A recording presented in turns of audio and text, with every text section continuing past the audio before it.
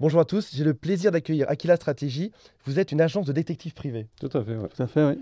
Comment ça se passe? Quels sont les rôles qui sont définis entre vous? Moi, je suis plus sur l'aspect commercial, administratif, stratégique. Et Igor s'occupe plus de l'aspect opérationnel avec les moyens humains, techniques à mettre en œuvre pour chaque dossier. Et Anne-Cécile, toi, tu fais quoi? Alors moi, je suis avocate et je suis l'avocate un peu référente, on va dire, du groupe Aquila Stratégie. Et j'échange beaucoup avec les enquêteurs privés, enfin les détectives, dans le cadre des enquêtes, puisque à terme, leur travail va me servir dans des procédures.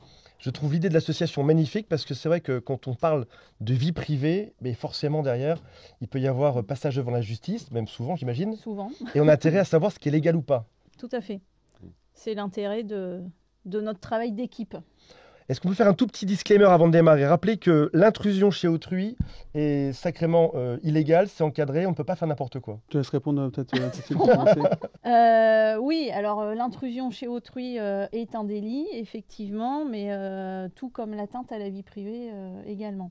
Donc effectivement, il y a des choses qui peuvent être faites et des choses non qui sont interdites. Notamment, nous, si on parle vraiment du renseignement, en général, aujourd'hui, on a beaucoup de clients qui cherchent des informations par eux-mêmes, notamment par le biais du téléphone, d'Internet, réseaux sociaux. Alors, il faut savoir que effectivement, c'est un délit, c'est couvert par le secret des correspondances et qu'il y a un facteur aggravant entre époux. Donc ça, il faut le savoir. C'est pas parce qu'on a accès au téléphone qu'on peut regarder ce qu'il y a à l'intérieur. Qu'est-ce qui se passe avec les détectives privés depuis un an? On m'en parle de partout. Mes clients m'en parlent tout le temps. Alors, ça fait 20 ans que je fais ce métier, on m'en a toujours un tout petit peu parlé. Mais depuis un an, on me parle beaucoup de détectives privés. Mais pas que, les gens aussi vont trouver leurs propres moyens. Ils vont acheter des gadgets sur Amazon, ils vont installer des logiciels espions sur le téléphone de l'autre, des caméras, des GPS dans la voiture. Est-ce que c'est une tendance qui arrive ou est-ce que ça a toujours été le cas? Alors, les détectives privés existent depuis très très longtemps. Sherlock Holmes. Sherlock Holmes, oui. Nous, on va dire le pionnier, c'était Vidocq en France. On est un pays qui est pionnier dans les détectives privés, il faut le savoir. La profession de détective privé, elle est réglementée depuis 2003 et nous sommes contrôlés maintenant par un organisme qui s'appelle le CNAPS depuis 2012. Ce qui fait qu'aujourd'hui, nous sommes une profession soumise à diplôme. Il faut avoir sa carte, en gros, c'est ça? C'est une carte professionnelle, un agrément. Tout ça, c'est réglementé par le CNAPS. Donc voilà, maintenant, aujourd'hui, on est une profession réglementée et on a vraiment on a plus de points en justice qu'avant. Je dirais qu'on est devenu un acteur essentiel dans le système juridique actuellement. C'est pour ça d'ailleurs qu'on fait équipe avec un avocat, parce que l'avocat a besoin d'éléments pour plaider. Donc nous, on est là pour apporter des éléments probants. Et le fait que ce soit amené justement dans le cadre d'un rapport qui est recevable en justice, un rapport de l'enquêteur privé, du détective privé, ça apporte du poids dans la procédure et devant le juge qui va jeter un œil beaucoup plus attentif plutôt qu'à une preuve rapportée d'une autre manière que par l'intermédiaire du détective. J'aimerais qu'aujourd'hui on arrive à déterminer ce que vous faites, dans quel cas on vient vous rencontrer, ce qu'on peut faire, ce qu'on peut ne pas faire, peut-être quelques anecdotes. Igor, c'est quoi toi ton passé avant de faire ça? Je fais 11 ans au sein de l'armée de terre, donc en régiment d'infanterie de marine. J'étais tireur d'élite. On va dire ma nouvelle profession, entre guillemets, elle me correspond tout à fait. Je veux dire, il y a pas de routine. Chaque journée est différente. Il y a un parallèle avec ce que je faisais avant, c'était aussi le fait de prendre du renseignement, de suivre, entre guillemets, des personnes, et d'arriver à un point où, enfin voilà, il y a tout le côté aussi préparation opérationnelle en amont. Je veux dire, c'est un peu différent, mais on établit aussi une stratégie avant de se projeter sur le terrain. Et tout ça fait qu'au final, on aura, on va dire, une vision globale pour arriver à ce qu'on souhaite, donc récolter un maximum d'éléments. Quelle est la clientèle qui vient vous rencontrer aujourd'hui? Dans ma tête, ce sont des gens cocus. Est-ce que c'est le cas? Est-ce que ça change? Est-ce que c'est des entreprises? Est-ce que c'est d'espionnage ou de la concurrence? Savoir ce qui se passe en face? Est-ce que c'est des entreprises? Alors, on a des gens qui viennent de tout milieu socio-professionnel, déjà. Effectivement, on a des particuliers et des entreprises. Dans le côté particulier, on reste encore très présent dans tout ce qui va être affaires familiales. Donc, on reste infidélité, adultère, divorce, garde d'enfants également. Ça peut être aussi tout ce qui va être révision de pension alimentaire, prouver les revenus de l'ex-conjoint pour pouvoir avoir un point en justice. Donc ça, on le fait encore. Ce qu'on fait de plus en plus, c'est intervenir pour les entreprises, dans le cadre de concurrence déloyale, par exemple, mais également tout ce qui va être arrêt maladie frauduleux. Si jamais demain je viens te voir, donc si c'est bien compris, c'est toi qui me recevras peut-être au bureau. Vous êtes localisé dans le sud de la France, c'est ça? Alors nous, on a plusieurs agences effectivement dans le sud de la France, région PACA. En gros, on va de Marseille à Monaco. Et on est également installé à Paris. Okay. Donc voilà, on est assez global. Si demain je viens te voir et que j'ai un soupçon, je pense que ma femme me trompe avec quelqu'un ou je ne sais pas qui c'est. Comment est-ce que ça va fonctionner? Est-ce qu'il y a un prix à l'heure, à la journée? Est-ce que c'est un forfait pour décider, pour voir ce qui va se passer? Comment ça fonctionne? Alors nous, on fait beaucoup de forfaits. On a un tarif dégressif en fait en fonction du nombre d'heures qu'on va prendre. Mais j'aimerais juste faire une parenthèse pour expliquer un concept assez important dans notre métier, c'est la différence entre le renseignement et la preuve. Le renseignement, c'est la connaissance d'une chose. Ça peut être acquis assez rapidement. D'accord ? La preuve, en revanche, ce sont des éléments qui vont avoir du poids en justice et qui vont être reçus par un juge.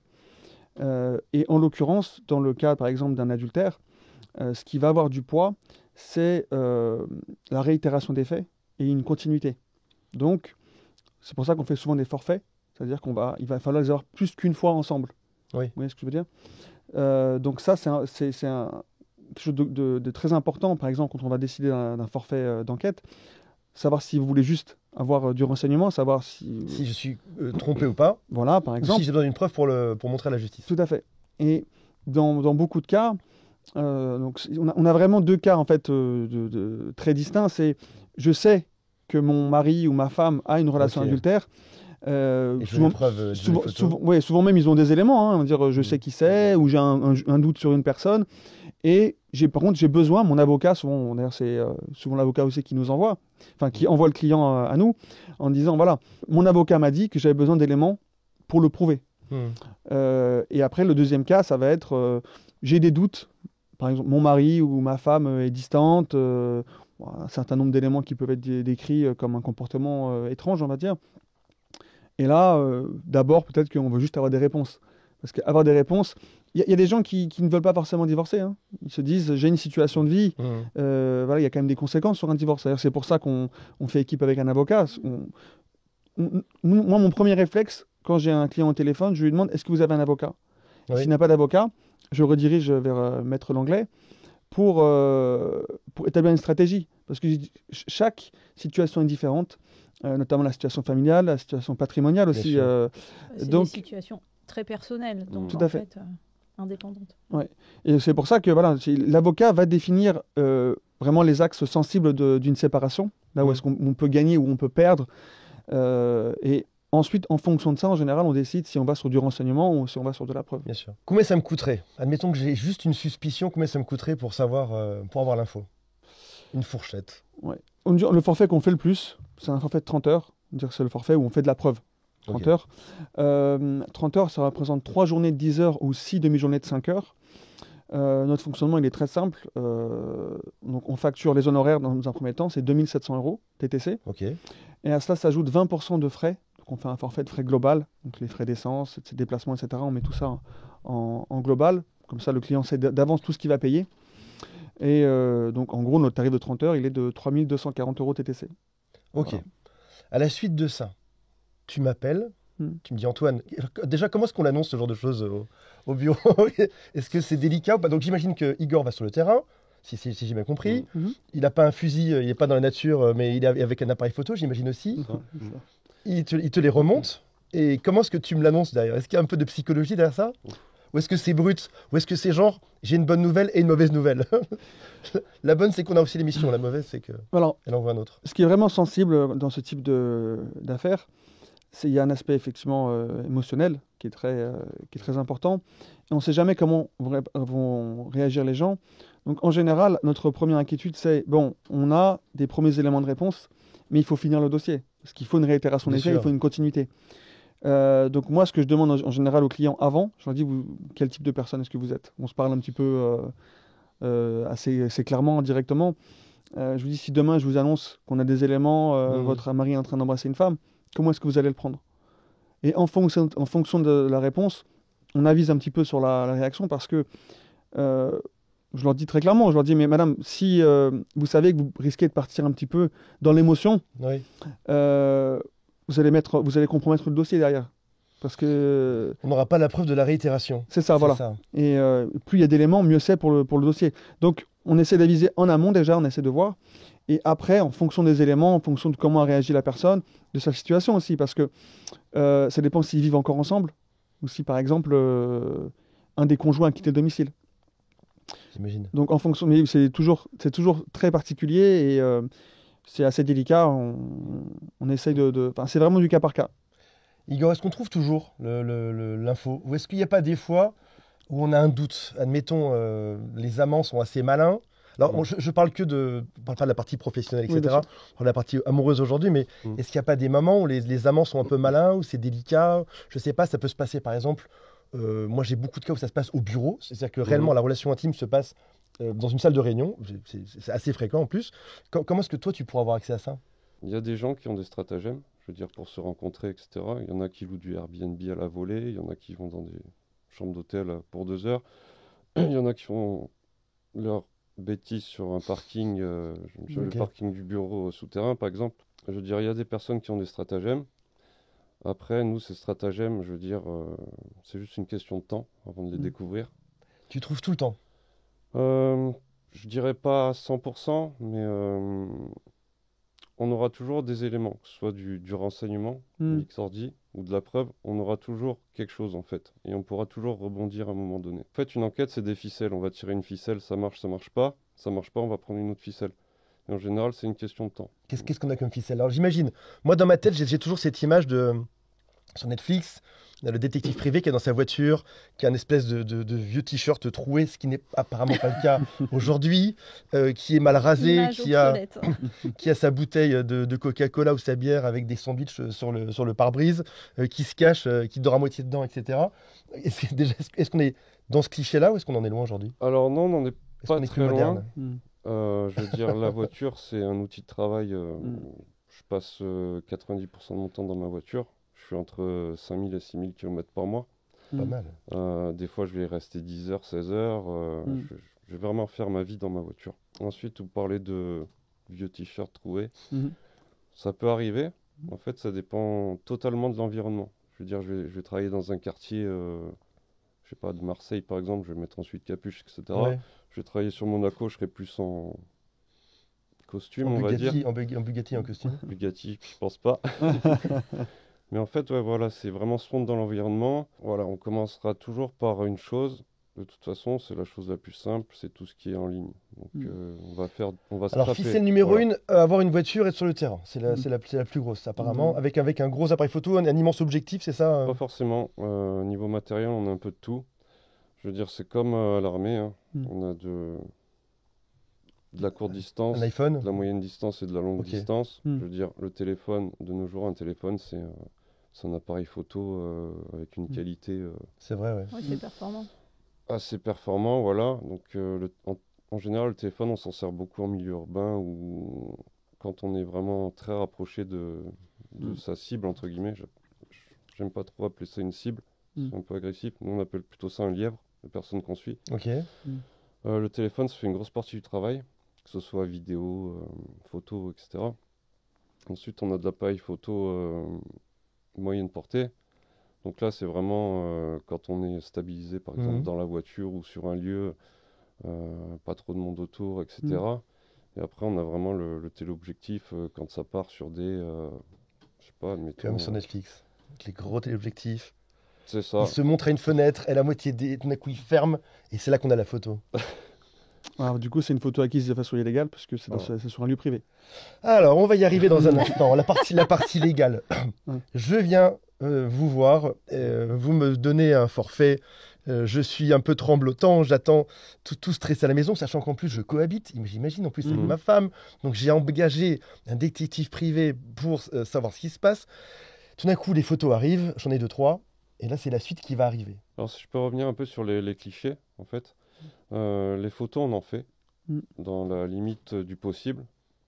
En fait, nous, on va d'abord constater les choses. Je veux dire, nous, notre métier, c'est de constater des choses et de les retranscrire dans un rapport qui sera utilisé en justice. Je veux dire, les photos, nous, on les sort. Les photos, elles sont utiles, mais les photos, avant tout, c'est pour illustrer, en fait, une situation, etc. Et d'ailleurs, les yeux sont bandés. Enfin, il y a un bandeau sur les yeux sur les photos de vos rapports. Dans la plupart des cas, on va mettre De qui de l'amant ou de les personnes sur la photo. Les deux. Tout le monde est mis. Oui, parce que au début de leur rapport, ils identifient les personnes concernées par l'enquête. Et c'est totalement vrai ce que dit Igor, c'est-à-dire que leur objectif, c'est de constater, d'expliquer et d'amener des certitudes. Et c'est vrai que les photos viennent illustrer, mais par contre, les yeux, il y a une partie du visage qui comporte un bandeau. Ce qui est compliqué sur un rapport, nous, ce qui est le danger, on va dire, juridique, c'est que les photos sont toujours un peu sujettes à... Elles peuvent être sujettes à confusion parce que, ou à avoir des problèmes, parce qu'il y a tout l'aspect de protection de la vie privée. Nous, on choisit effectivement de flouter les yeux de toutes les personnes sur les photos, parce que les photos n'ont pas vocation à être une preuve en elles-mêmes. Comme dit Igor, c'est une illustration, ça vient illustrer, parce que les magistrats en général préfèrent avoir des images, pour être un peu simple, parce qu'ils n'ont pas forcément le temps de tout lire, ils aiment bien voir concrètement, savoir ce qu'ils ont entre les mains. Mais c'est un agrément, c'est pas obligatoire, les photos.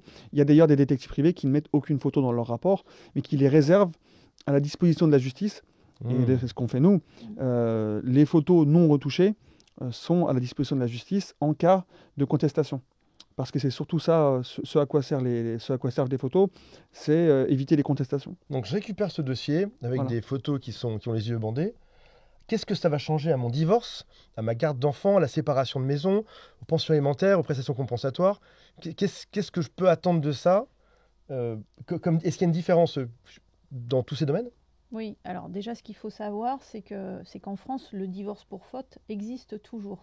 Parce qu'il y a une rumeur, exactement, il y a une rumeur qui dit que ça n'existe plus depuis des années. Non, alors à un moment donné, on a voulu, l'État a voulu privilégier le divorce amiable, donc par une convention de divorce, par acte d'avocat, mais ça ne s'applique pas dans toutes les situations. Et il faut bien comprendre que certains clients ont besoin d'une sorte de reconnaissance dans leur procédure de divorce, qu'ils soient reconnus, qu'ils ont été victimes d'une faute du mari ou de l'épouse, et ça fait partie de leur reconstruction aussi. Donc il y a un aspect un peu psychologique. Il y a un autre aspect aussi, dans le cadre du divorce pour faute, c'est qu'en prouvant la faute de l'époux ou de l'épouse, on va pouvoir demander des dommages et intérêts. Ah bon ? Ça n'a rien à voir, encore une fois, avec la pension alimentaire au titre du devoir de secours ou la garde des enfants. Ni la prestation compensatoire ? Grosso modo, un peu la prestation compensatoire, mais c'est surtout qu'on va venir demander des dommages et intérêts parce qu'on a été victime d'une faute commise par l'époux ou l'épouse et que cette faute est reconnue et prévue par le Code civil. Et c'est là l'intérêt de la preuve et du rapport du détective privé, puisqu'on va pouvoir démontrer cette faute, en l'occurrence l'adultère, ce à quoi tout le monde pense. On va pouvoir plus ou moins évaluer en fonction de l'impact que ce comportement fautif aura eu, et ça viendra gonfler plus ou moins le montant des dommages et intérêts. Alors encore une fois... Combien c'est des dommages et intérêts c'est ce que j'allais dire. Ça ne veut pas dire que ça va être le jackpot, soyons clairs. Mais c'est encore une fois une reconnaissance. Ça peut être 5 000 euros, ça peut être 10 000 euros. C'est à l'appréciation du juge en fonction de ce qu'on amène comme élément de preuve.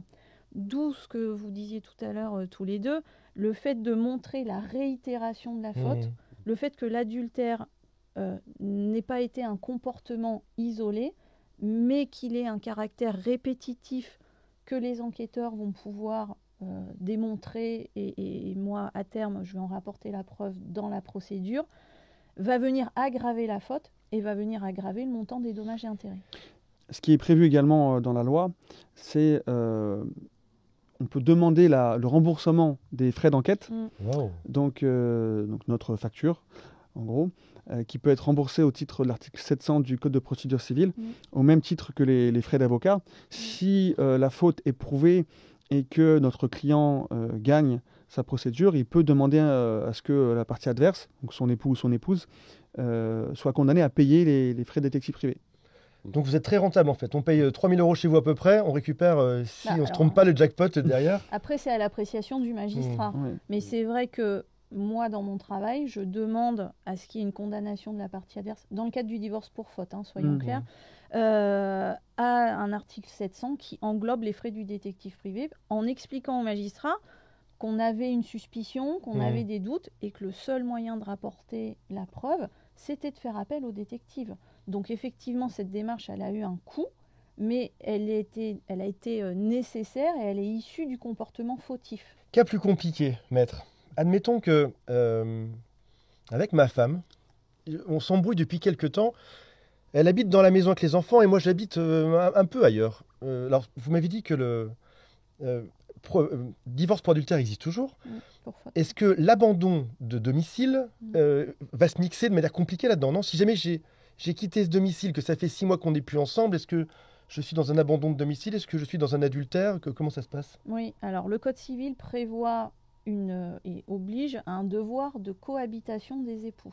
Waouh! À partir du moment où vous quittez le domicile conjugal et qu'aucune procédure n'est engagée, vous commettez une faute. Là, ça s'appelle l'abandon du domicile conjugal. Je pensais que ça n'existait plus non plus. Bah si, tout à fait, ça existe, bien au contraire. Donc, le fait d'aller vivre ailleurs et que ça puisse être constaté par un détective privé va venir appuyer, va venir amener la preuve de l'abandon de ce domicile. Okay. Moi, ce que je conseille aux clients, c'est d'aller au commissariat faire une main courante pour indiquer l'abandon du domicile par l'époux ou l'épouse, mais ce n'est pas toujours suffisant selon les circonstances, selon les situations. Donc on va pouvoir orienter vers le détective si c'est nécessaire pour venir expliquer que l'époux ou l'épouse est parti s'installer ailleurs, que ça dure depuis 1 mois, 2 mois, 3 mois, etc. Et ça viendra appuyer et apporter la preuve de l'abandon du domicile. Donc si je peux intervenir justement, pour nous ça crée une fenêtre d'opportunité. Ça fait partie justement des enquêtes qu'on peut faire qui sont un peu particulières sur les enquêtes d'adultère. C'est prouver la vie familiale. C'est un facteur aussi aggravant dans le cadre d'un adultère. Par exemple, l'époux a quitté le domicile conjugal, il vit seul et maintenant il vit en concubinage avec une autre femme. Nous, pouvoir prouver qu'il y a une vie familiale, c'est-à-dire peut-être qu'il y a des enfants, les enfants peut-être du mariage sont gardés par le nouveau couple, ou bien les enfants de l'amante ou de l'amant vivent aussi dans ce domicile. Le fait qu'ils fassent des courses ensemble, qu'ils fassent plein de choses comme ça, qui relèvent de la vie familiale, ça vient aussi aggraver l'adultère, parce que du coup, ça permet aussi de prouver qu'il y a vraiment une vie, une continuité. Voilà. Ça vient également apporter des éléments en termes de pension alimentaire et de prestations compensatoires, puisqu'on va pouvoir indiquer au juge aux affaires familiales qu'on doit prendre en compte les revenus du nouveau foyer et non pas que de la personne qui vivrait seule, puisqu'elle a plus de revenus en vivant dans un nouveau couple, je vais dire. Donc on prend les revenus de son nouveau foyer. Maître, me promettez-vous de dire la vérité, juste la vérité? Pas toujours. Levez la main droite sur la Bible et dites je le jure. Il y a toujours, quand j'entends ça, j'ai une forme de méfiance vis-à-vis de la justice. Je pense que je suis pas uniquement le seul là-dedans. Et je sais que des fois on nous recommande de faire des choses, mais je sais aussi que parfois la justice en face n'en a pas grand-chose à faire. Est-ce qu'il y a un réel intérêt? Dites-moi la vérité. Est-ce que ça change réellement quelque chose de pouvoir apporter ces preuves? Ou c'est, comment dire, un peu de saupoudrage de quelque chose et ça n'apporte pas tant que ça? Moi, je considère mon travail d'avocat dans une vision d'accompagnement du client. Je leur expose toujours les tenants et les aboutissants et je leur indique si c'est nécessaire ou pas nécessaire. D'accord. Voilà, je ne vais pas non plus leur imposer et je ne leur force pas la main, ce n'est pas du sûr. tout ma manière d'exercer ma profession d'avocat. Mais il s'avère parfois nécessaire de faire appel au détective privé, et je leur explique pourquoi. Oui. Quelle va être la conséquence de faire appel au détective privé? C'est qu'on va avoir un rapport, que ce rapport, on va avoir donc la preuve que ce rapport, il est surtout recevable en justice. Et l'utilité, c'est que quand on va se retrouver devant le juge en fonction des demandes qu'on va formuler, ça va certainement avoir un impact dans ce qu'on demande, parce qu'on montre au juge un comportement un peu déloyal, adultérin, infidèle de la partie adverse, ou sur les gardes d'enfants par exemple, parce qu'il n'y a pas que l'adultère, mais on peut aussi démontrer par l'intermédiaire des enquêteurs privés qu'en réalité la partie adverse dit pratiquer une résidence alternée, mais les semaines où les enfants sont, exemple, chez le père, ils ne sont pas chez le père, et ils sont gardés par les grands-parents. À ce moment-là, ça nous permet de demander au juge d'arrêter cette résidence alternée qui n'est pas fait effectivement au domicile d'un parent, au domicile de l'autre. Voilà. J'ai une question pour vous trois, parce qu'il y a un peu de technique, un peu de psychologie et un peu de justice. Il y a, je ne sais pas si on va les voir, je mettrai ça à l'écran tout à l'heure, sur Amazon pour à peu près 35 €, 39 €, 47 €, on peut avoir des enregistreurs minuscules audio, on peut avoir des stylos, alors celui-ci n'en est pas un, mais on peut avoir un stylo qui a une caméra dedans, on peut avoir un GPS traceur pour mettre 200 heures de circulation d'une voiture pour 39 €. Est-ce que c'est légal? Qu'est-ce que vous en pensez? Parce que les gens, avant de passer par des pros, commencent par se faire justice eux-mêmes en général. Non, c'est totalement illégal. Ok. Alors, il y a plusieurs appareils qui sont légaux à la détention. Un tracker, par exemple, ce qu'on appelle le tracker GPS, c'est légal à la détention et à l'achat. En revanche, l'utiliser sur autrui, c'est une violation de la vie privée. Il y a un facteur aggravant entre époux. Donc, il faut savoir que ce n'est pas parce que le véhicule est à votre nom et que vous le prêtez à madame que vous pouvez l'utiliser, vous pouvez mettre un tracker dessus. Évidemment, il y a toute la question de elle était au courant, pas au courant. Si vous avez le consentement, c'est une chose, mais bon, après il faut pouvoir prouver que vous aviez le consentement. Donc c'est aggravant, c'est-à-dire que admettons qu'avec ma femme, on a une voiture en commun, je sais pas, on a une Citroën quelque chose. Si je mets et qu'elle est à nous deux, si je mets dedans un GPS, ça peut jouer contre moi par la suite. Totalement. Ça peut venir me tirer une balle dans le pied. Donc je suis non seulement cocu, mais en plus elle pourrait même porter plainte contre vous pour atteinte à la vie privée. Mais surtout que c'est du pénal. Là, on passe sur une catégorie un peu supérieure. Effectivement, parce que en fait, depuis quelques temps, le tracker GPS est passé dans le code pénal, dans un article spécifique. À l'époque, il y avait une zone d'ombre, on va dire, c'était une zone grise. Il n'était pas vraiment réglementé, donc on pouvait se réfugier derrière différents argumentaires. Aujourd'hui, l'utilisation du tracker GPS sur un véhicule, c'est illégal. Il y a un article et une peine qui est prévue à cet effet. Maintenant, chaque situation est différente. Si vous avez un seul véhicule en commun et que vous l'utilisez tous les deux, ce qui va compter, c'est votre argumentaire. Vous pouvez dire que vous l'avez mis pour sécuriser votre véhicule, vous aviez peur qu'il soit volé. Vous voyez ce que je veux dire? Maintenant, c'est à chacun d'être droit dans ses bottes et de savoir comment il veut gérer une situation. Nous, on le déconseille à nos clients. Le tracker GPS, il va rien vous apprendre. Le tracker GPS, il ne vous dit pas qui conduit la voiture, il ne vous dit pas qui est dans la voiture, il ne vous dit pas où se rendent les gens. Vous allez juste savoir où est-ce qu'ils se garent. Demain, quelqu'un va se garer en plein centre-ville de Paris, ça ne vous dit pas où est-ce qu'il rentre. Donc, c'est beaucoup de risques aujourd'hui pour un résultat qui va être... Il y a quelque chose que je n'arrive pas à comprendre. En quoi, si moi je mets ce GPS, ce tracker, ce serait légal, alors que si un détective suit ma femme, ça devient légal? Elle est où la subtilité là-dedans? C'est quelque chose qui nous fait sourire un petit peu dans notre profession, parce que effectivement, on milite actuellement dans notre profession pour avoir plus de prérogatives, et on demande à pouvoir utiliser justement un tracker GPS dans un cadre bien sûr limité, encadré, parce qu'effectivement, je suis d'accord avec vous. À mon sens, avoir un détective qui vous suit 7 jours sur 7 pendant une semaine, c'est plus intrusif de la vie privée que d'avoir un tracker sous un véhicule. Il y a certains pays qui l'autorisent, notamment la Suisse, dans un cadre très spécifique. Mais actuellement, en France, c'est interdit, même pour nous. C'est-à-dire que la police, pour avoir le droit de poser un tracker, doit demander une commission rogatoire. Donc personne ne peut poser de tracker. Par contre, prendre une photo d'un flagrant délit, ça passe. Qu'est-ce que vous appelez Je ne sais pas, les deux amants s'embrassent. Là, par contre, une photo passera dans le dossier. Mais je ne peux pas fournir, par exemple, à la justice un tracker GPS de voici là où elle est allée les 3 derniers jours. Ce qu'il faut comprendre, c'est que ce n'est pas du tout la même qualité de preuve.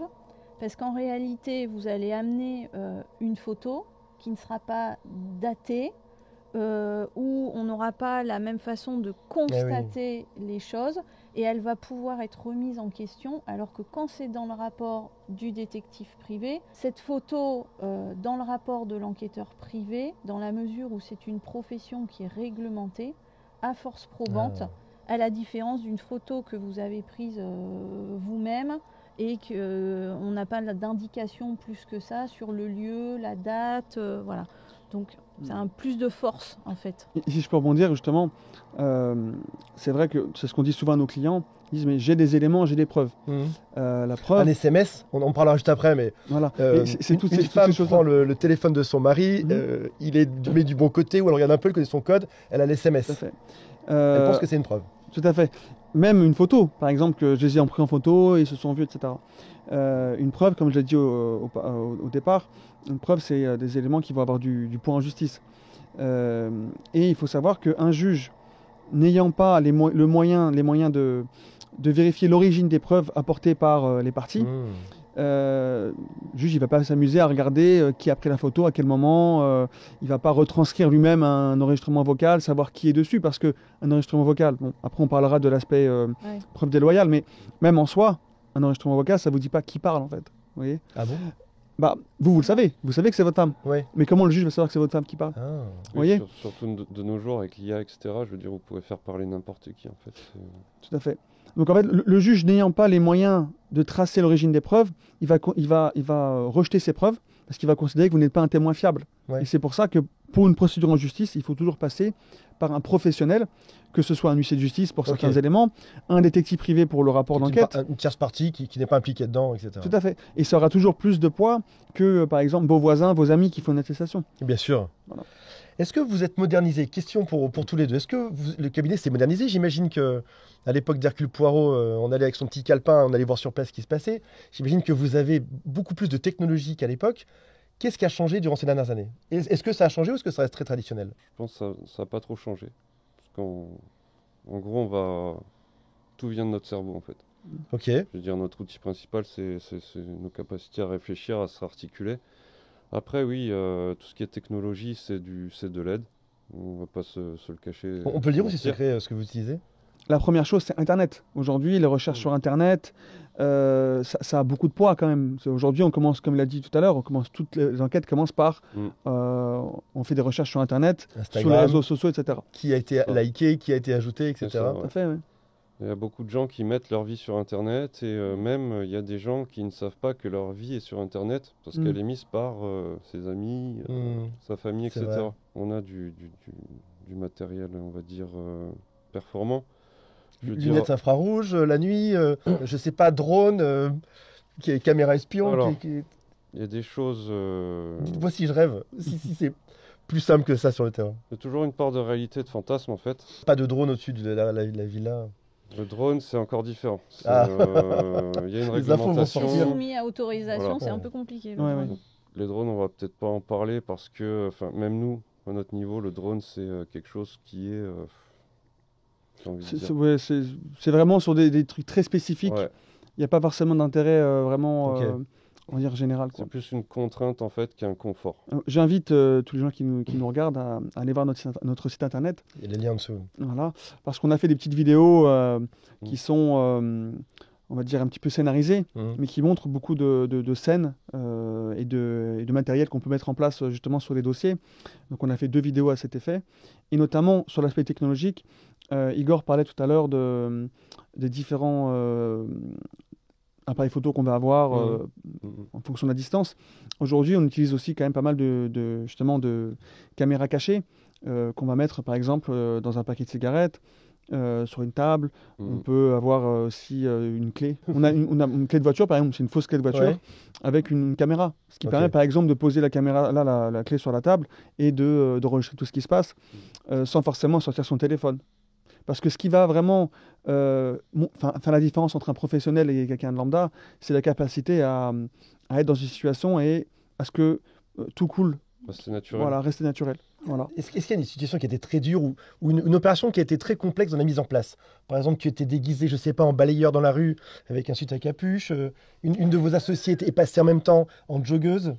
Mais juste avant que tu répondes, peut-être, Igor, je voulais juste préciser une deuxième chose, c'est que tu posais la question sur est-ce que notre travail a changé avec les nouvelles technologies. Alors, il y a eu quelques influences, c'est vrai, aujourd'hui on s'adapte aux moyens qu'on a devant nous, mais comme disait Igor, ça reste des moyens humains.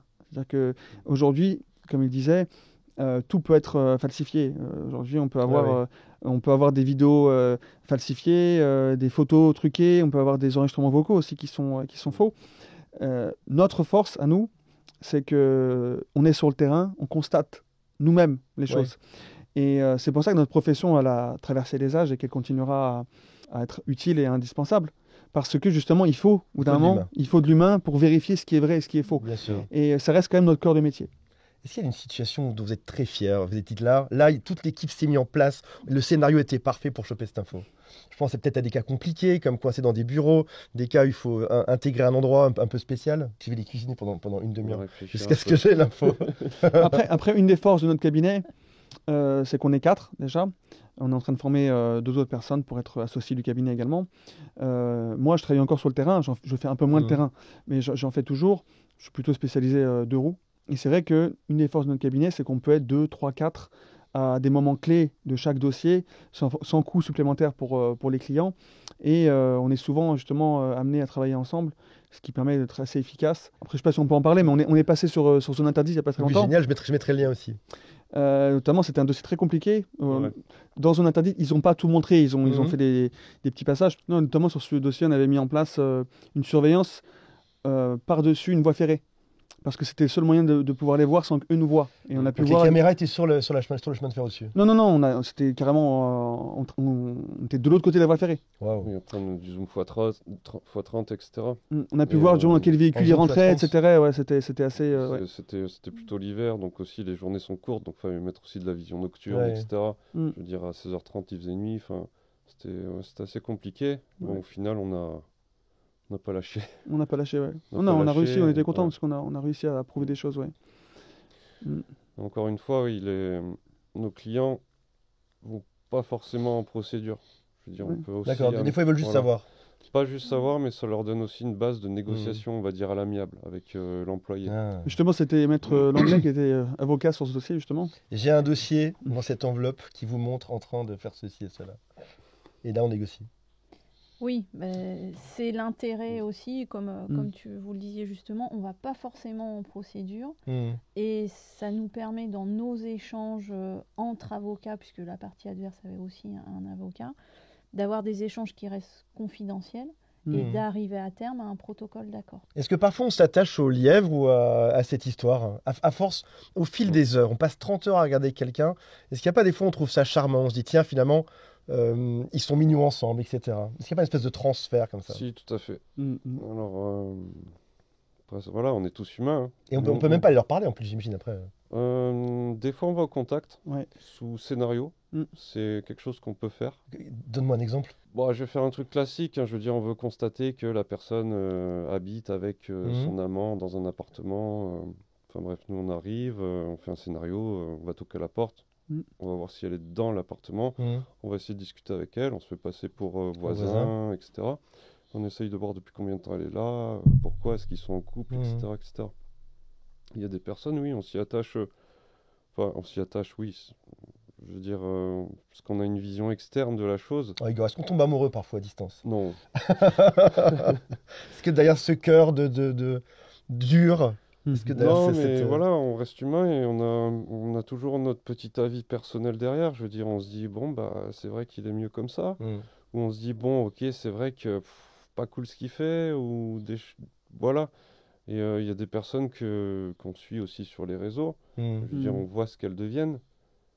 Et dans le temps, en fait, des fois, ça m'arrive aussi de croiser un lièvre sur le lieu où je fais mes courses, par exemple. Et je me dis... Ok.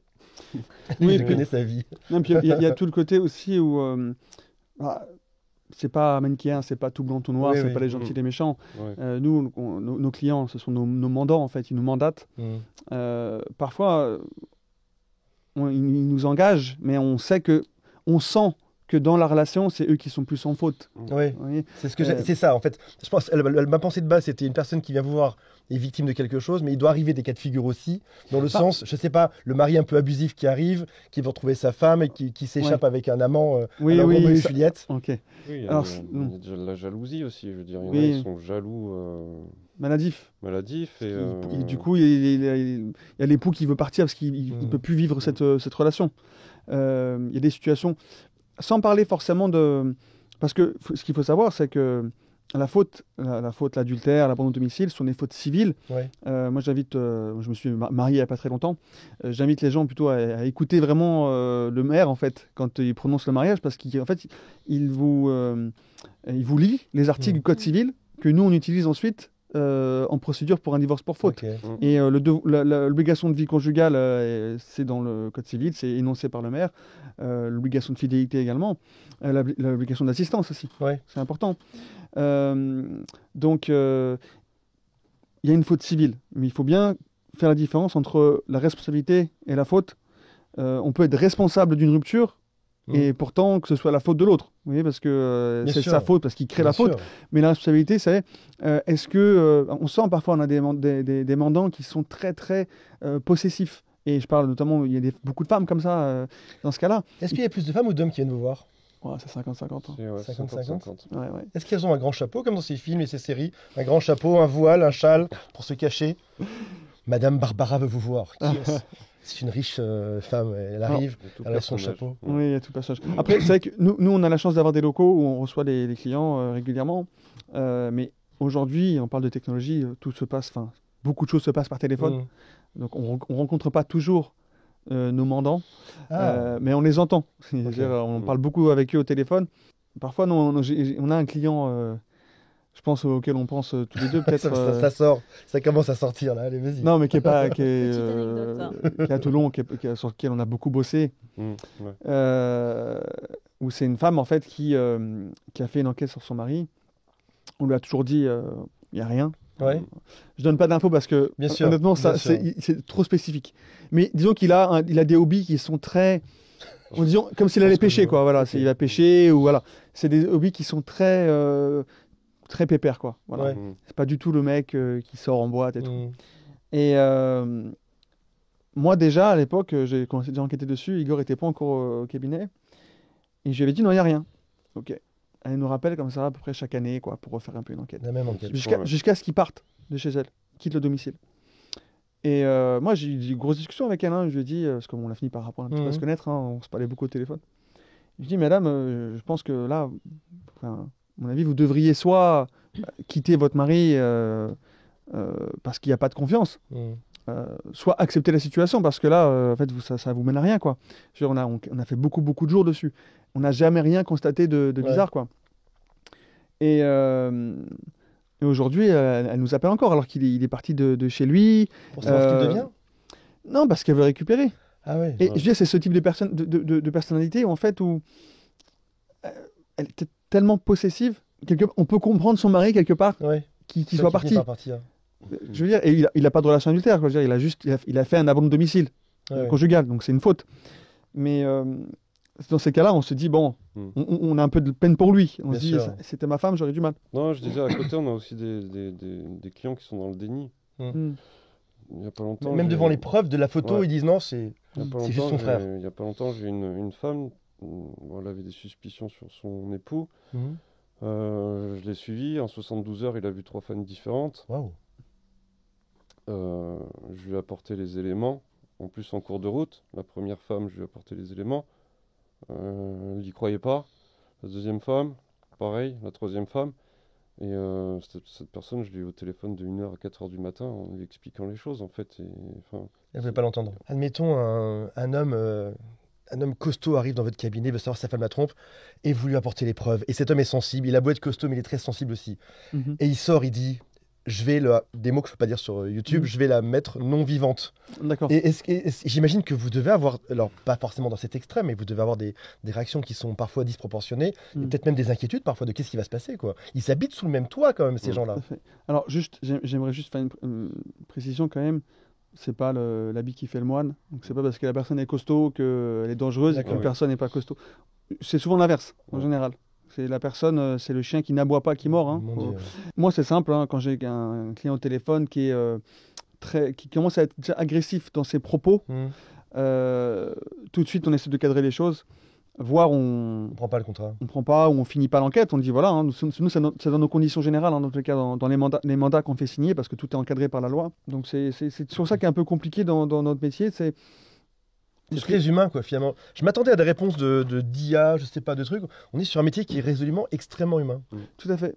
Et il faut savoir que on a un cas de jurisprudence qu'on nous enseigne, parce qu'on a une école de détective privé.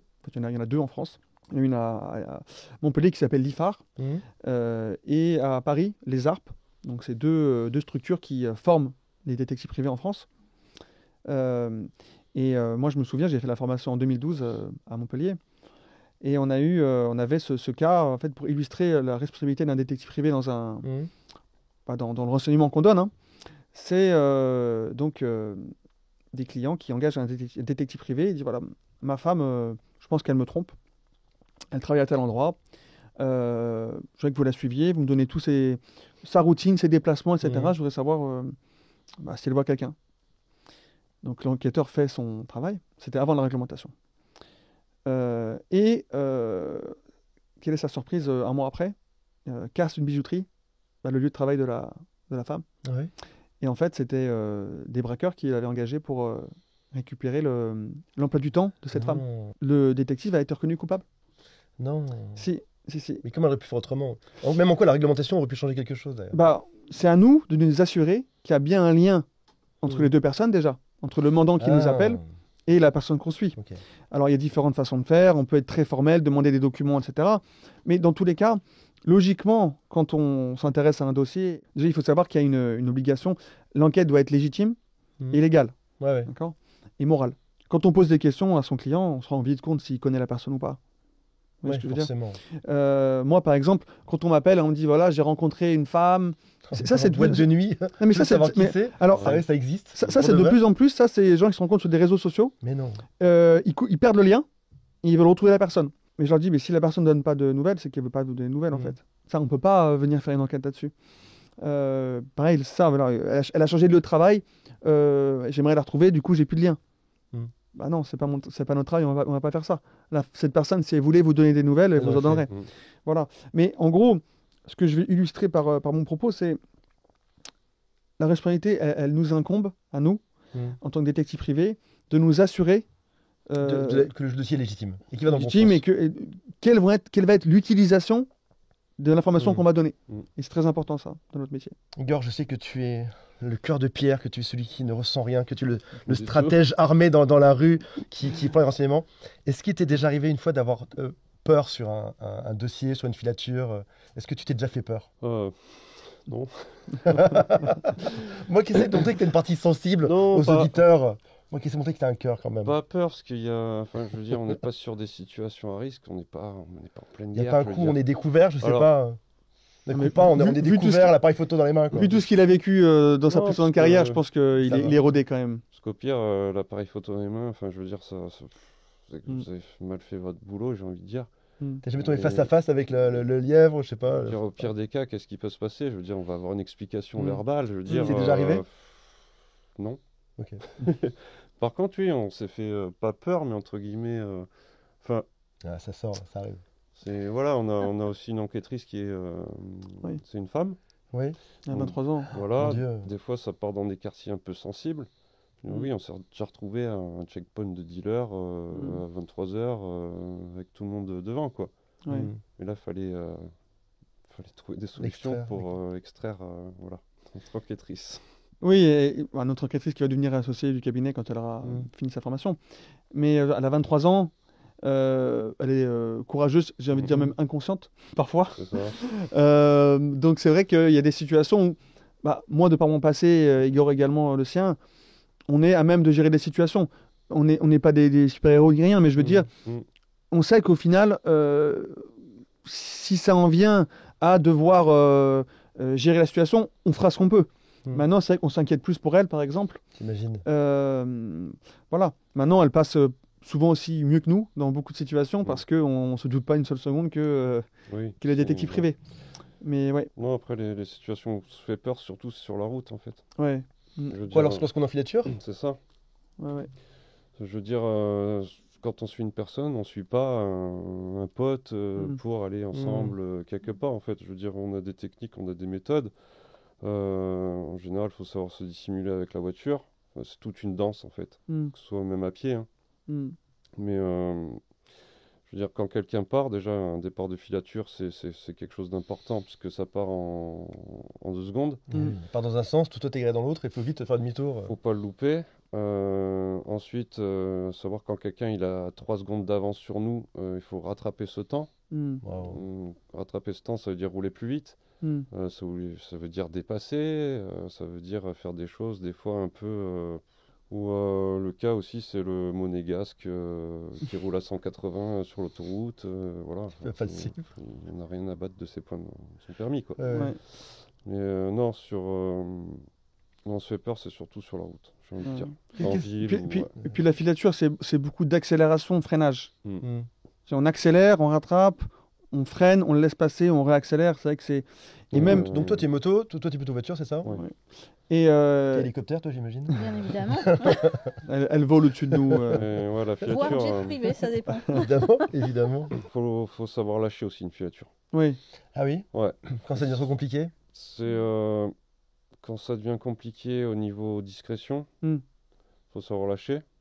On peut toujours remettre au lendemain. Je veux dire, c'est pas grave. Lâcher une filature, c'est pas grave. Louper une filature, c'est pas grave. Je veux dire, il n'y a pas de dieu de la filature en fait. Je veux dire, vaut mieux temporiser, laisser le lièvre partir tranquillement, etc. On remet les choses au lendemain, on temporise, que de cramer une enquête parce qu'on veut absolument aller jusqu'au bout, machin, voir où il va, ça sert à rien. C'est du temps en fait, faut être patient. Je pourrais avoir peur, moi par exemple, je parle de ma femme, j'ai pas de femme, je suis pas marié, mais je pourrais avoir peur, moi qui ai déjà été en couple, de me dire, je rentre le soir à la maison, j'ai embauché des détectives, si elle le découvre que c'est moi qui ai fait ça, il va y avoir une ambiance insupportable à la maison. Déjà souvent quand on vous appelle, j'imagine que l'ambiance est déjà pas très bonne.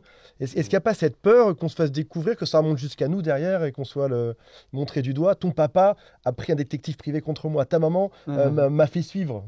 Il faut la différence entre être détronché et le fait d'être repéré entre guillemets. C'est pas la même chose. Détronché, tu veux expliquer ou pas? Explique ce terme. Détronché. Tu veux expliquer, Igor, la différence? Détroncher le lapin. Voilà. Je croirais. Alors détroncher, c'est une cuisine. C'est ça. C'est une expression qu'on utilise. Détroncher, c'est une personne, on va être amené à la suivre, par exemple, durant toute une journée. On va forcément la croiser, on l'a recroiser, etc. Se faire détroncher, en gros, c'est... C'est qu'on voit ta tronche, j'ai compris. C'est ça, c'est un peu ça. C'est qu'on voit la tronche et qu'en plus, on sache qu'on est détective privé. Voilà. Ça c'est le pire. Un peu au-delà. Voilà. Puis forcément, c'est pas en faisant des podcasts où on vous voit puisque dessus en soi... C'est qu'on puisse repérer après. Quoi. En soi, voir notre tronche, c'est pas grave. Oui. Je veux dire, dans la rue, vous croisez des gens, vous voyez leur visage, etc. Vous rencontrez vos voisins. On pense pas forcément c'est un détective, donc, attention. Voilà. Donc, qu'on voie notre visage, c'est pas un souci. Mais se faire détroncher, oui, c'est vraiment OK. Il y a un truc qui a fuité ou quelque chose qui s'est mal passé, que ce soit du côté du mandant, etc. Où la personne, c'est possible aussi que le mandant finisse par l'avouer, je t'ai fait suivre. Oui, ou alors elle a vu sur son téléphone, sur ses emails. Un SMS, un email, et etc. des fois, dans l'excès d'émotion, je vais dire, oui, tout à fait. de manque de maîtrise, par exemple, l'épouse qui se pense trompée, dans l'excès d'émotion un soir en rentrant après le boulot, parce que sa journée aura été terrible, va pouvoir lâcher l'information au mari. Je te fais suivre. Je te fais suivre. Moi, c'est vrai qu'en entretien, j'essaye de leur dire, par contre, voilà, je vous oriente sur le détective et faire appel à un enquêteur.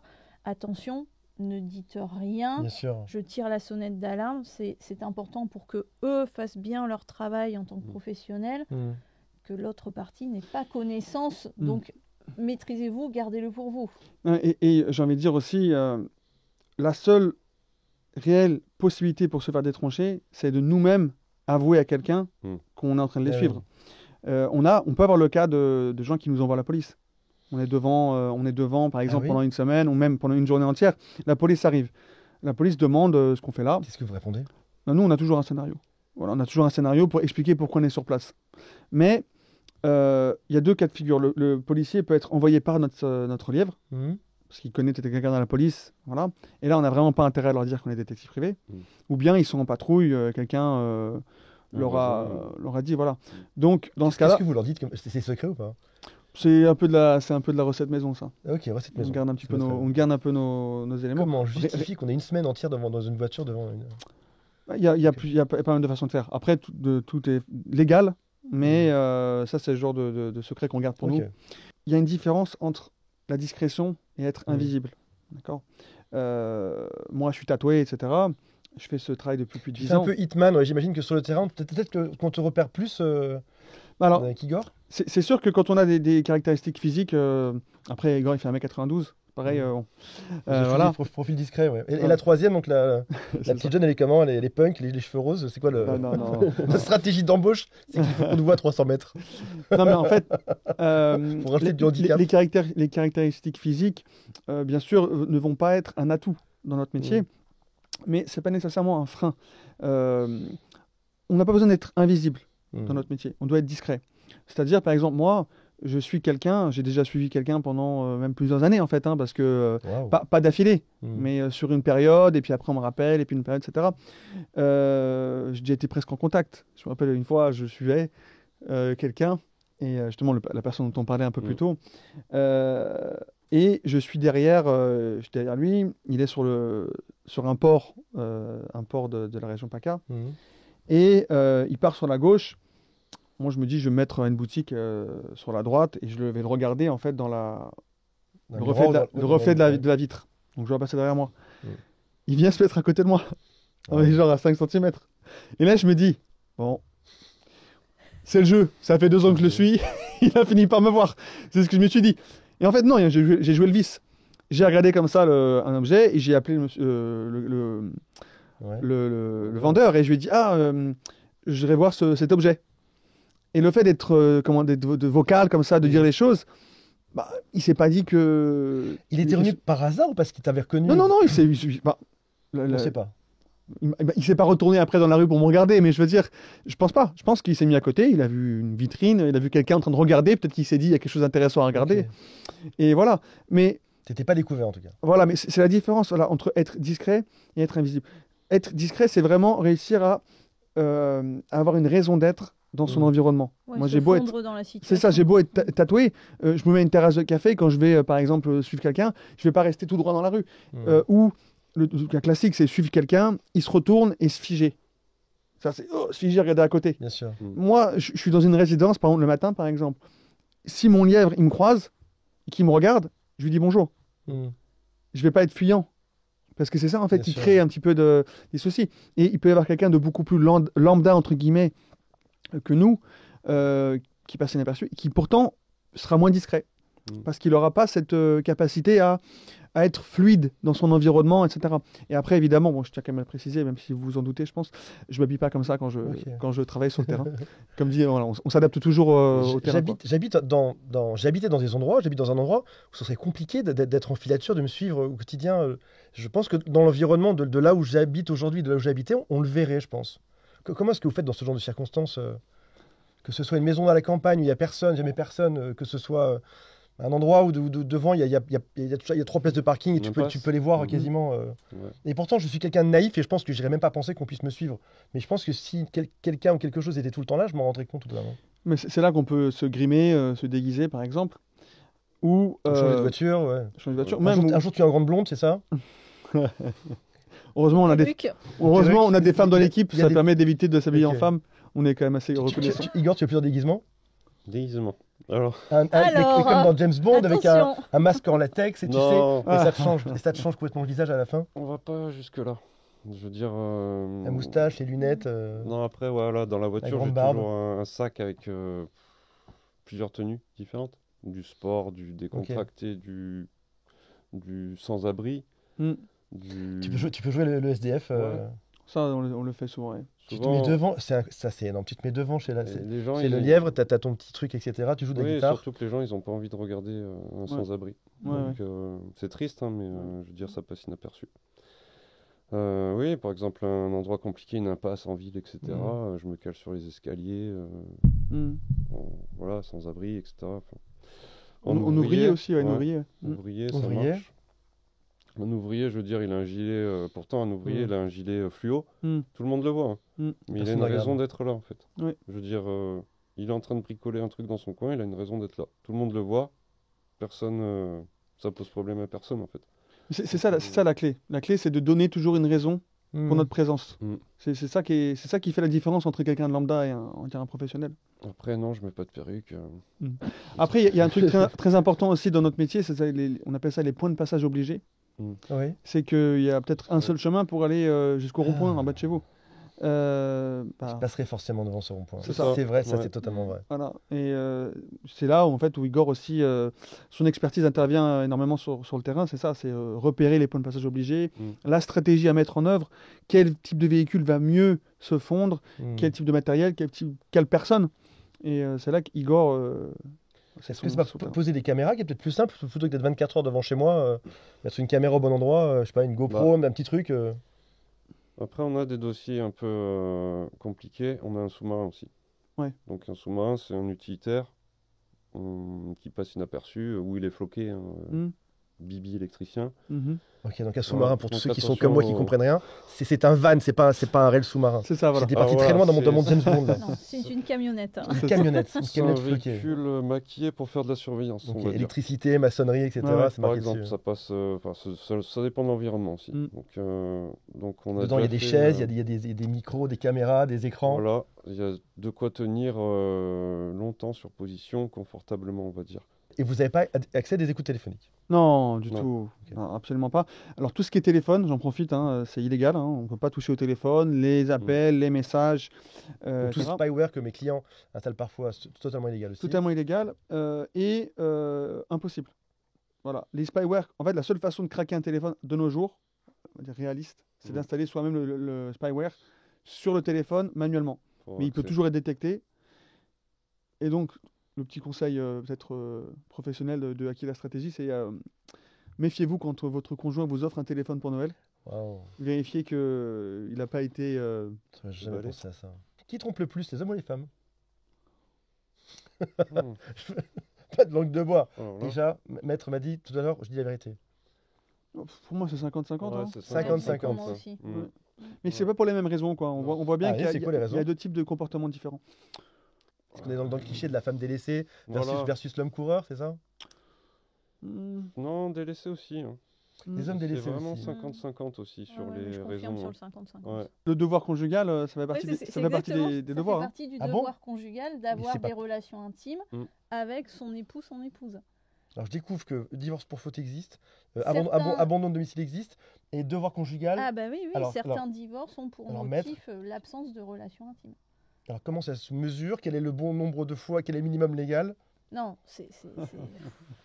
le Code civil ne prévoit pas de minimum ou de maximum d'ailleurs, mais D'accord. voilà. Mais en tout cas, les relations intimes entre époux et épouses font partie du devoir conjugal. Et, Je pense que ça se mesure plutôt de la façon suivante. Apporter la preuve que l'époux ou l'épouse refuse d'avoir des rapports. Et ça peut être par un message. Comment on apporte cette phrase? Ah, par message. Par exemple. Parce qu'on peut apporter la preuve d'un message envoyé par exemple, sa femme à soi-même. D'accord, ça oui. on peut utiliser, en fait, effectivement, le rapport du détective privé. Ça a vraiment du poids quand on l'amène en justice. Mais se rattache aussi ce qu'on appelle un faisceau d'indices, c'est-à-dire d'autres petits éléments pour que l'histoire soit cohérente globalement. Le client, la cliente va amener et va venir corroborer ce qui est indiqué dans le rapport du détective privé. Ok. Tu as une filature, on va imaginer ça, d'une femme infidèle. On va prendre la femme pour une fois. Et elle entre dans une résidence.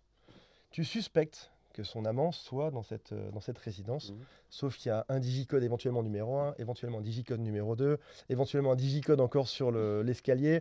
En plus, tu sais pas qui est l'amant, tu sais même pas à quel étage il est, ni comment ça se passe. Moi, tu me mettrais devant ce genre d'équation, tu me dirais Antoine, des détectives privés, résous-moi ça, je fais échec et mat et je pars me boire un café en face et l'enquête est finie. J'encaisse personne et j'abandonne. Comment est-ce que tu t'introduis dans le bâtiment? Comment est-ce que tu découvres à quel étage c'est? Comment est-ce qu'on passe ces digicodes? Comment on fait? Avec qui on se fait ami? Alors ça dépendra déjà des éléments qu'on a à la base. Je veux dire, si on a un nom d'un amant potentiel, par exemple, c'est la plus ça simple. va faciliter les choses. Je veux dire, déjà, on va essayer d'accéder aux boîtes aux lettres. Des fois, on l'a pas, j'imagine. Des fois, on l'a pas. Si on n'a vraiment rien de base, le but, ça sera de faire tous les appartements. Et comment tu fais ça? Tout scénario. Explique un scénario qu'on fait régulièrement. Raconte. Alors, c'est gentil comme scénario. oui, de toute façon, ce qui marche le mieux, c'est le plus simple. J'ai perdu mon chat. D'accord. J'ai une affiche de chat. Je suis très inquiet. T'as pas de chat, comme ça ça, va, mais je t'as peux un faire chien. l'homme inquiet. Allez. Donc, Mais en plus, on a tous les deux des chats, donc on peut vraiment se mettre dans le personnage. Le chat perdu. Et tu fais tout l'immeuble. Et je vais toquer aux appartements, ouais. Alors, comment on passe un digicode déjà? On se met à côté, on regarde. On fait le SDF avec l'appareil photos pour voir. On met de la poudre comme du talc sur le truc pour savoir quel est le On peut code. attendre qu'une personne rentre. On rentre en même temps qu'une personne, on met le pied dedans. J'aide une petite mamie à porter ses courses à l'intérieur. On ouvre la porte. Ça se passe tranquillement. D'accord. Ensuite, tu peux perdre ton chat et faire tous les appartements dedans. Ouais, par exemple. En plus, à partir du moment où on a un élément matériel, une affichette ou quelque chose comme ça, tout de suite ça devient réel. Après, ça dépend. Ça devient réel pour les gens. Donc c'est ça dépend du bâtiment en fait. Donc tu vas suivre cette personne. J'imagine qu'ils sont en plein dans l'acte. Et d'un coup arrive quelqu'un. Vous n'avez pas vu mon chat. Et tu auras à peu près cerné l'endroit où ça se passe. Tu peux pas faire de photos pour autant. Tu peux pas non plus utiliser d'audio, j'imagine. Si non. Tu vas coller comme moi je faisais quand j'étais petit, un verre d'eau sur le mur pour écouter. Tirer un câble, une fibre qui va sortir par la bouche d'aération. Je suis très au point sur Netflix. J'écoute aux portes, moi je le fais pas. Non, on fait pas nous. Non, parce que je considère que j'ai aussi une éthique. Ouais. Voilà, j'ai une éthique. Je suis pas un espion. Je veux dire, c'est pas une affaire de meurtre. Je fais un peu la part des choses. Et puis c'est un peu gris aussi, d'écouter à la porte dans un immeuble. C'est clair. C'est vrai, en fait, le rapport, le rapport risque. Renseignement, il est quand même un petit peu en défaveur là, parce que c'est ça.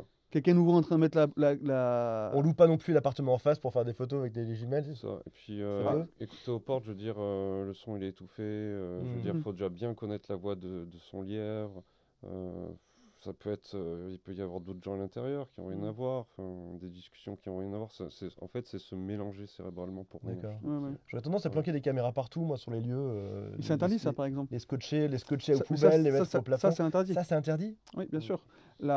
Filmer sur la voie publique, quand on n'est pas à proximité de ce qu'on filme, c'est interdit. C'est soumis à réglementation. Par exemple, les caméras de la ville, elles sont soumises à réglementation. Donc, on peut filmer la voie publique, mais à proximité de son appareil. D'accord. Voilà, soit à proximité, soit dans les mains, soit à proximité immédiate. Voilà, si c'est du Bluetooth ou quelque chose comme ça. Mais il ne faut pas que ce soit. On peut pas laisser. Tu peux pas laisser une caméra. Moi, j'aurais fait ça par flemme. J'aurais collé la GoPro au plafond. Oui, et personne n'aurait vu. Est-ce que les audios aussi. Ouais, c'est clair, on n'aurait vu personne. Est-ce que les audios aussi sont. On fait que des photos dans un dossier, j'imagine. Quand on remet ça au juge. Ça dépend. Maître, qu'est-ce qu'on remet? Est-ce qu'on peut mettre un audio? Voici le coït. Voici l'audio.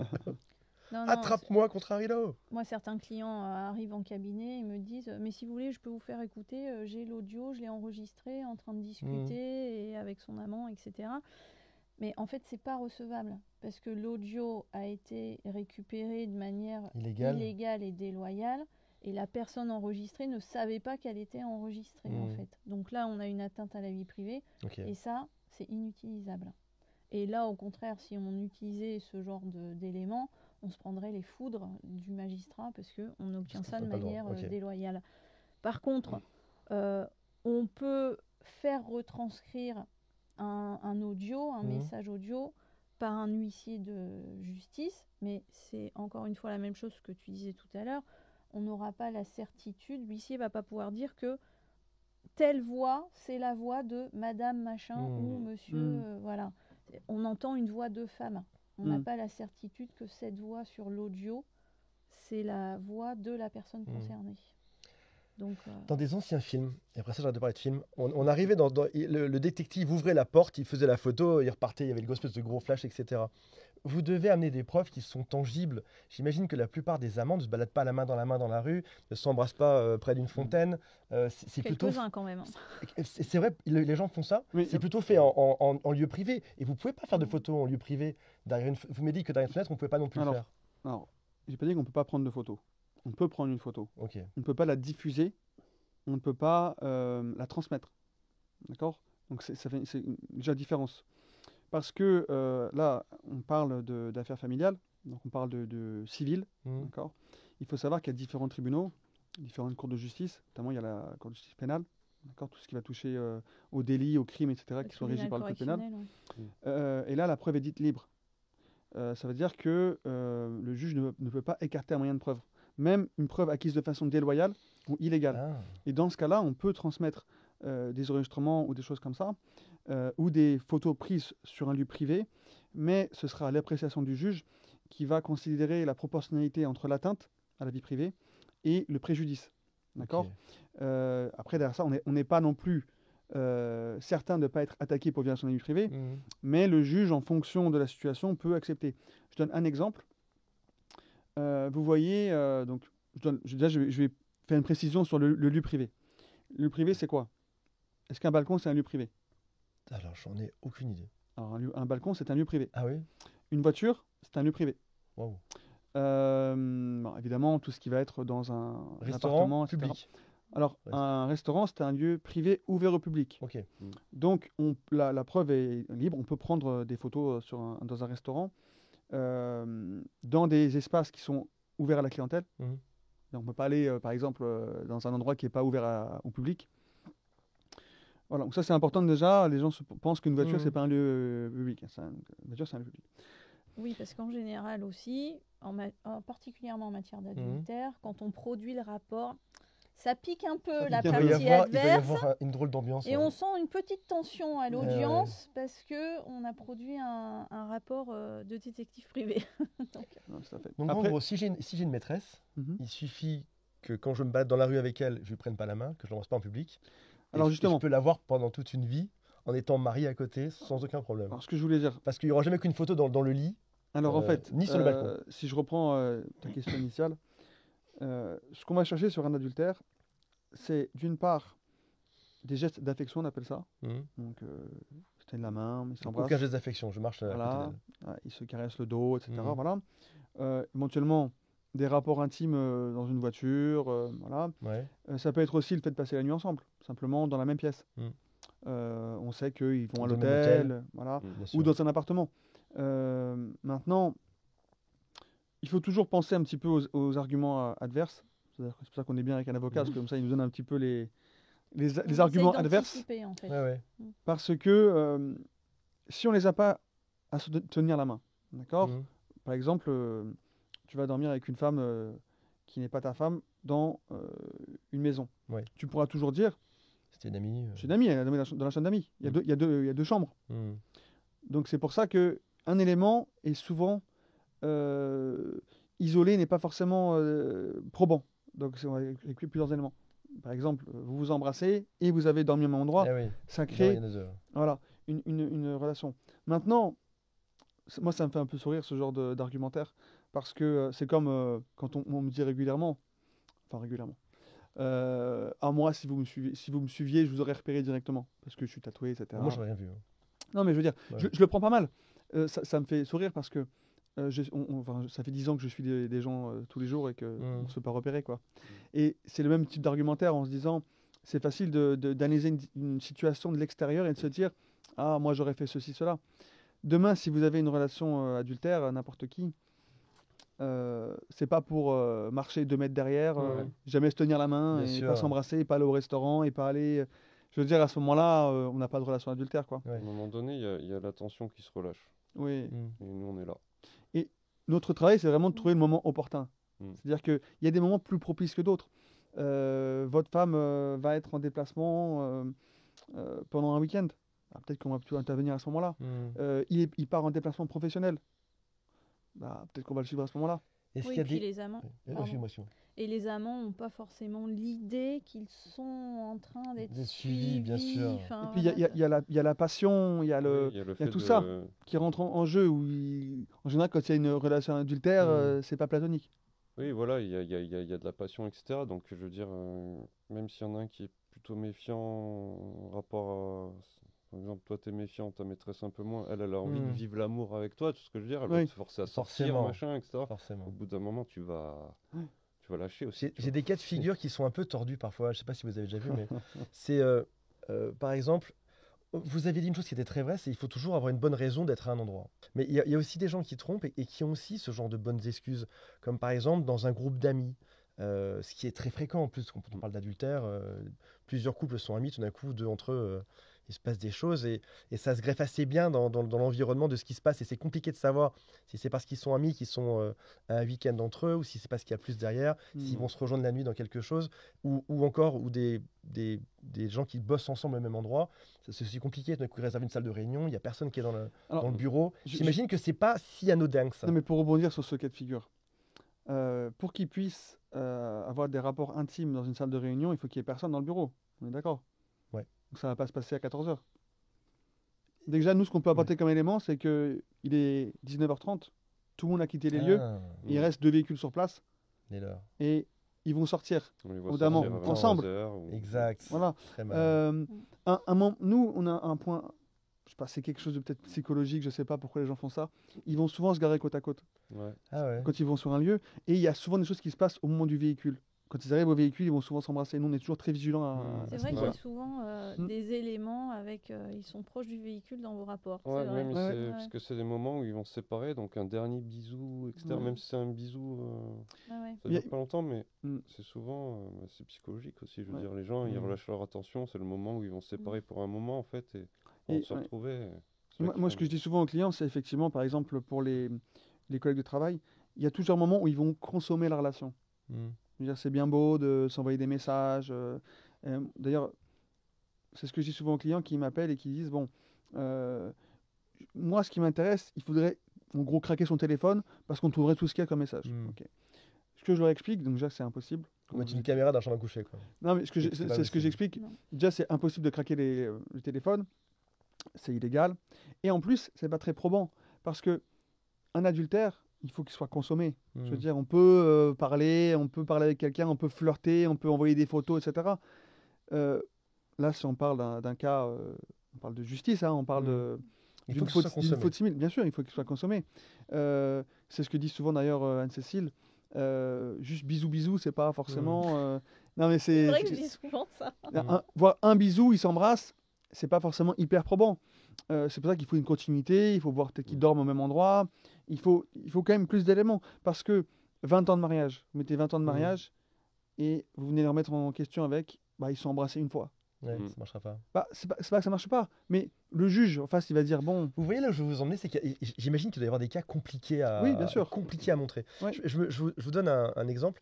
Un homme m'appelle un jour, il me dit Antoine, tu t'es cocu. Et je dis comment tu le sais? Déjà, je prends un peu la nouvelle un peu dure. D'accord. Je m'assois, je réfléchis 3 secondes. Je dis comment tu le sais? Il me dit j'en suis sûr à 99% parce qu'ils sont très proches, parce qu'ils se prennent le bras, parce qu'ils lui caressent la tête, etc. Il dit par contre, le 1% qui reste, c'est au moment ce qui s'est passé après quand je suis parti, j'en sais rien.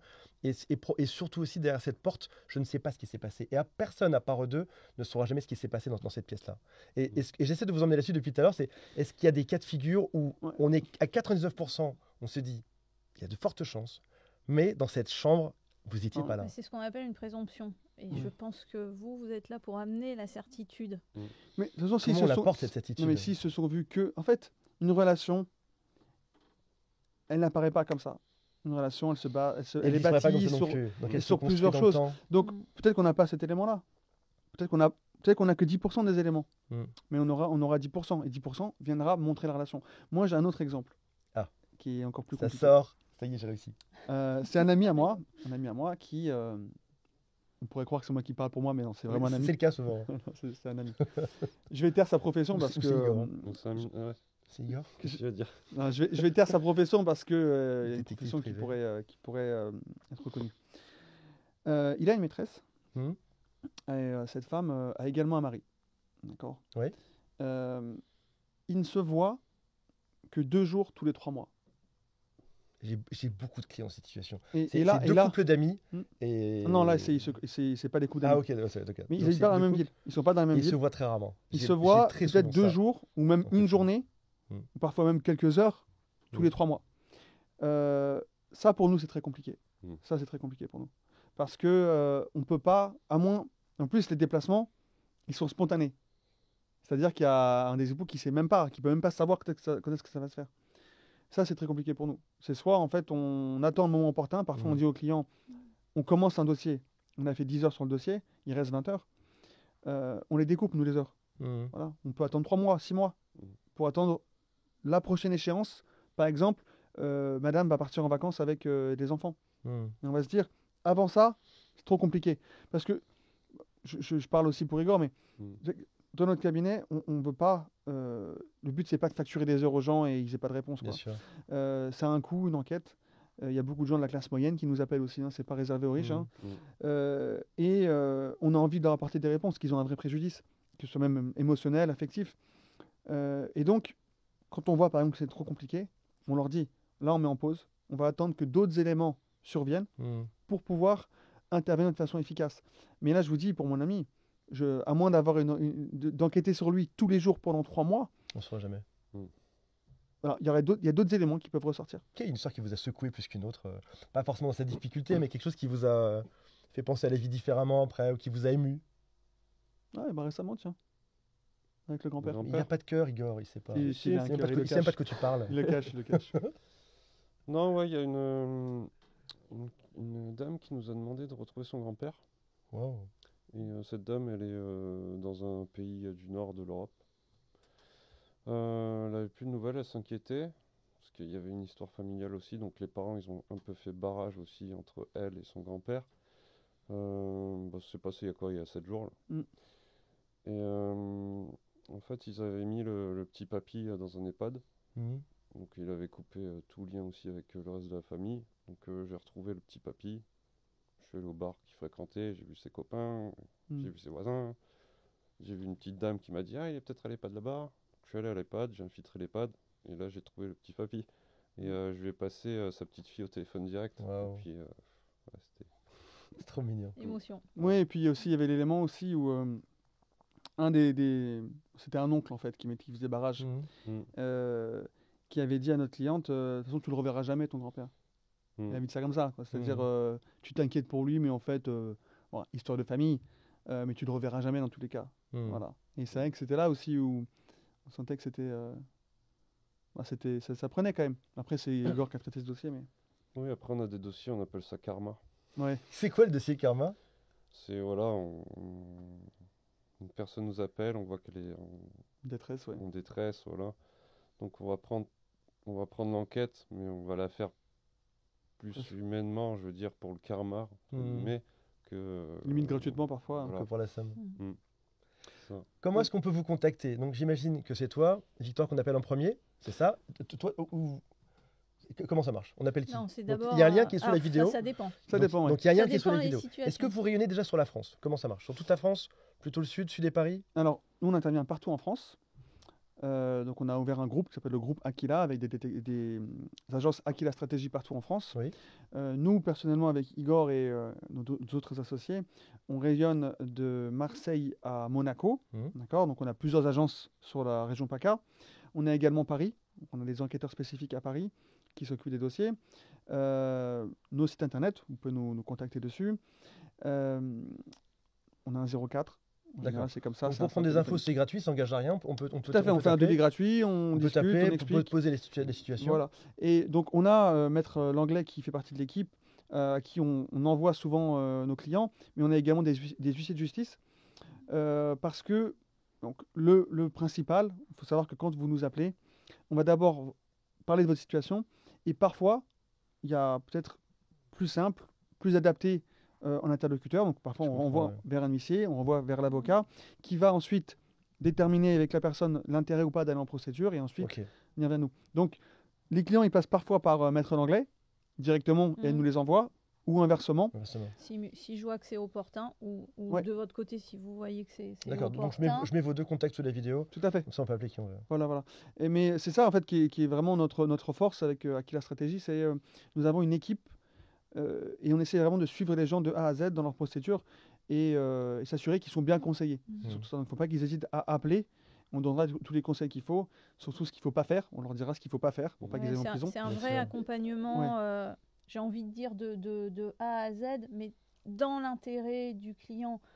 C'est pas pour nous, enfin l'objectif de cette équipe, c'est pas une obligation d'aller chez le détective ou d'aller chez l'avocat, etc. C'est vraiment du cas par cas. En fonction de la situation. Et au service aussi, pour mieux servir le client. Et après, pour les pages de contact, on a Instagram, on s'est un petit peu modernisé justement. On a LinkedIn et un site internet. Voilà. S'ils veulent nous contacter, ils peuvent faire comme ça. Merci pour toutes ces informations, pour votre temps, pour votre savoir. J'ai adoré ce moment. Nous aussi, c'était très sympathique. Nous aussi. Salut à tous, bye. Merci beaucoup.